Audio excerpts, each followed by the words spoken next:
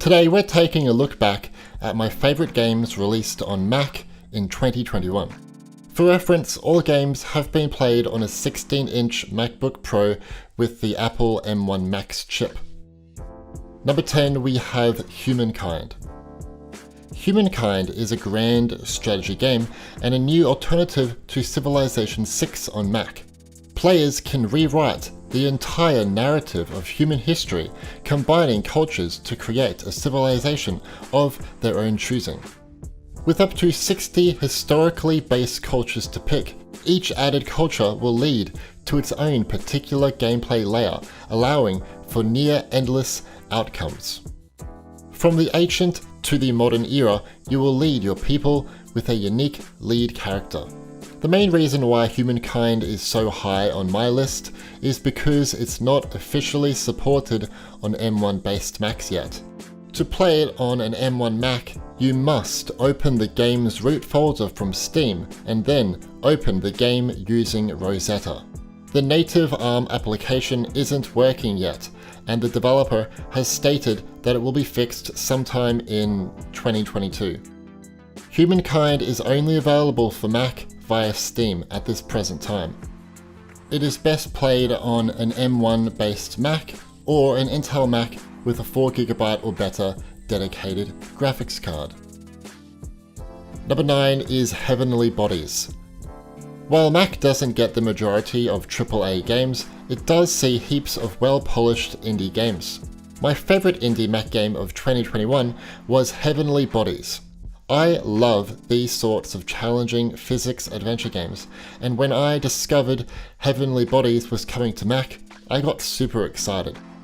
Players will attempt to control a cosmonaut's individual arms to push, pull, and climb through fully physically simulated scenarios aboard a scientific research station.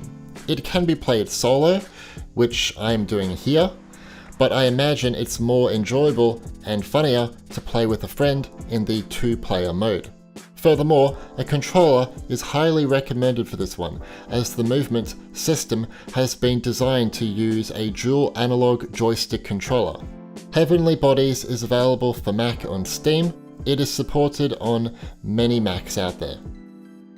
Number 8, we have Pathfinder: Wrath of the Righteous. Mac has always seen great RPGs, from Path of Exile, Baldur's Gate 3, Disco Elysium, The Bard's Tale 4, and now the newest, Pathfinder: Wrath of the Righteous. This one is now closer to the graphical fidelity of Divinity Original Sin 2, it just uses a more cartoony aesthetic. It's quite different in terms of having new ways of fighting. You can engage in combat using real-time with pause or turn-based, and players can switch between them on the fly. The story is about the nature of good and evil. Learn the true cost of power and rise as a mythic hero capable of deeds beyond mortal expectations. If you play the game on M1, you may experience some small bugs. Most have been patched out, but I just wanted to warn you. Pathfinder: Wrath of the Righteous is available for Mac via Steam, GOG, and the Epic Games Store. It requires a Mac with a 2GB or better dedicated graphics card. Number 7 is Farming Simulator 22. It's been 2 years since Farming Simulator saw a PC version. The last game was a mobile exclusive. Farming Simulator 22 is a huge upgrade with new features such as a massive sound design overhaul, more placeables, brands, mulching, stone picking, and improved build mode, adding greenhouses and beehives, a new character creator, and a lot more.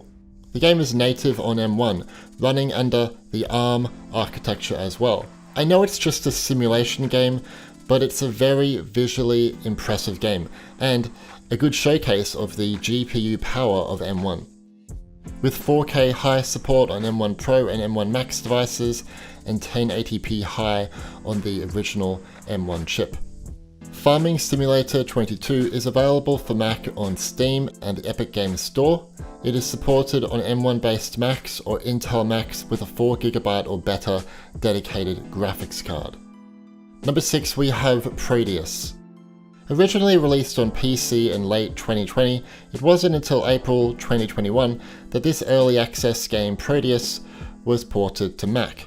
We don't see many shooters on Mac anymore, ever since Apple dropped support for OpenGL. So it's good to see a high-regarded developer continuing to support us, even if it's only optimized for Intel Macs. Proteus mixes AAA production value with retro FPS gameplay to create a truly unique shooter. This development style also means the game can play well on some older Macs too. I love how the game has a small focus on storytelling, which means that as soon as you pick up the game, you can basically jump straight into the action, and it just keeps the game feeling fresh all the way until the end. Proteus is available for Mac via Steam. It is playable on some older Macs, but still requires a fairly decent graphics card to hit a decent frame rate. Number 5 is Eastward. Eastward is a beautiful adventure game with RPG elements. Society has collapsed and gone underground. You follow an unlikely duo going to the land above to hopefully find a thriving outside world. Instead, you'll discover bizarre new settlements on the outside. Meet quirky characters in this outside world and prepare to fight off monsters and bosses. You can switch between the two characters, Sam and John, and you can separate them to unlock paths, or you can just stick together.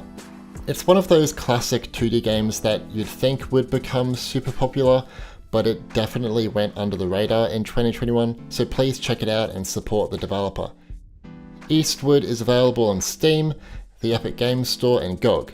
It is supported on heaps of Macs. Number 4, we have Griftlands. In April 2021, deck-building roguelike Griftlands finally arrived on Mac. Griftland takes what I loved from Slay the Spire, the combat and exploration, and expands on it with a much more complex story and rich character development. 3 character campaigns are on offer, and each have their own decks, abilities, and maps. You'll fight and negotiate your way through a corrupted and broken sci-fi world, and experience 2 card games, Battle and Negotiation. Griftlands for Mac is available on Steam and the Epic Games Store. The graphics might be somewhat simplistic, but the animations and art style are fantastic, and the benefit of the almost 2D visuals means it can scale down well on a variety of older Macs. Number 3 is Frostpunk. Originally set to release on Mac in February 2019, it wasn't until February 2021 that Frostpunk was shipped to macOS. As the ruler of the last city on Earth, it is your duty to manage both its citizens and infrastructure. You will have to make lots of important decisions to ensure your society's survival. Learn when to make the right choices, or your people may turn against you, or you might be overthrown altogether. Frostpunk for Mac is available on the App Store, Steam, and GOG.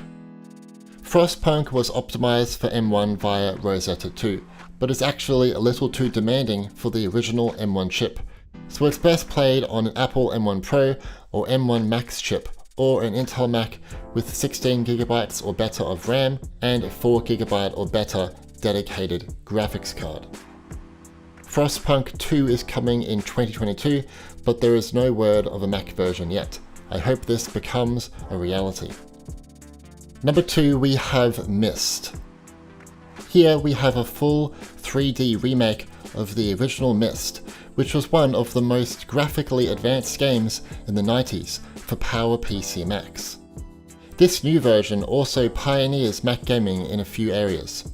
It was one of the first high-end games to run under the ARM architecture, and furthermore, the first Mac game to support AMD FSR 1.0, which helps to boost frame rates on PC. This feature means the game supports 4K resolution on every M1 chip, which is amazing. The game won't be for everyone, as it's like a seriously hardcore puzzle exploration game, but if you liked the original, or games like The Witness or The Talos Principle maybe, you'll be happy with this one. Myst for Mac is available on the Mac App Store, Steam, the Epic Games Store, and GOG. Note, the VR mode is not supported on Mac, and the game requires a fairly new Mac for the best performance. Number 1, we have Metro Exodus. Metro Exodus on Mac is exciting for a number of reasons. It's a huge AAA title that 4A Games ported to macOS with the help of the Apple Metal engineering team. They have not supported the ARM architecture, but to get it running well on M1, Metro Exodus runs through Molten VK. Molten VK is a Vulkan implementation on Mac. To see Apple working with a blockbuster game on this caliber is rare these days, and it's especially rare to see them using Vulkan. It's a shame they didn't support the new ray tracing version, as ray tracing is technically supported in macOS Big Sur and beyond, but hopefully this can be looked at in the future and maybe a native Apple Silicon build too. Metro Exodus is available for Mac on the Mac App Store, Steam, the Epic Games Store. It requires an M1 based Mac or an Intel based Mac with a 4GB or better dedicated graphics card. Here are some bonus Mac games from 2021. Subnautica Below Zero finally came out of early access in 2021. Don't get me wrong, it's a wonderful game, but it has pretty bad performance issues on Mac, so I recommend it with caution. Transport Fever 2 is a really good transport simulation game. It's also one of the few games on Mac to support Molten VK2. Gloomhaven saw a surprise Mac port in 2021. It's a cool digital adaptation of the acclaimed board game with the same name. It mixes tactical RPG and dungeon crawling elements. Total War Rome Remastered lets you relive the legacy that defined the award-winning strategy game. It's also one of the few games to support 4K resolution on the original M1 chip. This could be thanks to the game running on the ARM architecture. Cool. Loop Hero is a mashup of roguelike, deck building, and idler genres. It is set in a timeless world where its people have been plunged into chaos.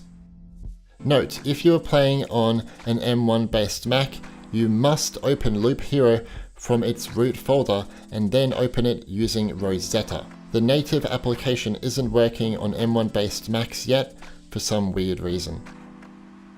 What games have you been playing on your Mac this year? Which Mac model are you playing games on too? I'd love to know in the comments. 2021 has been like every other year for Mac gaming. We're missing heaps of key games from other platforms. That being said, 2021 did see some really high quality games for Mac, and there are some even more exciting games coming in 2022, from Total War Warhammer 3 coming in February, Psychonauts 2 coming to Mac in Q1 2022. This will be an interesting Mac port, as the developer Double Fine are owned by Microsoft now, who generally don't bring any of their games to Mac. Rockfish Games told me Everspace 2 is coming to Mac in Q1 2022 when the game exits early access. And the game Firmament from the people behind Myst is coming to Mac in late 2022. This game is going to use the MetaHuman toolset in Unreal Engine, which will greatly enhance facial features from expressions, hair, teeth, eyes, and skin complexion. Anyway, leave a like to show your support, and subscribe and turn on notifications to stay up to date with Mac gaming in 2022. My name's Stewie, and thanks for watching.